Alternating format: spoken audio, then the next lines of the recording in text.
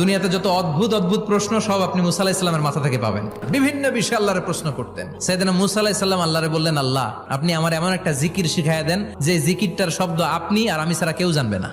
দিনে রাতে সব সময় এই জিকির আমি করব, আপনারে ডাকবো, কিন্তু শর্ত হলো এই জিকিরটা জানবে শুধু আপনি আর জানবো শুধু আমি। আল্লাহ বললেন, মুসা পড়ো লা ইলাহা ইল্লাল্লাহ। মুসা আলাইহিস সালাম কয়, মাবুদ এটা তো জাতীয় জিকির, সবাই জানে। আমি তো চাইছি এক্সেলেন্ট একটা জিকির, কারো কাছে নাই, শুধু আমি জানবো আর আমি পড়বো। আল্লাহ বললেন, মুসা এই লা ইলাহাকে যদি এক পাল্লায় রেখে দাও, তাম বিশ্ব, সাত আকাশ, সাত জমিনটারে তুলে যদি তুমি আরেক পাল্লায় রেখে দাও, লা রাজাহাত কাফাতু লা ইলাহা ইল্লাল্লাহ, মুহূর্তের মধ্যে লা ইলাহার পাল্লা ভারী হয়ে যাবে। ও মুসা, তুমি যতই এক্সক্লুসিভ জিকির চাও, লা ইলাহার চেয়ে দামি জিকির আমার কাছে নাই।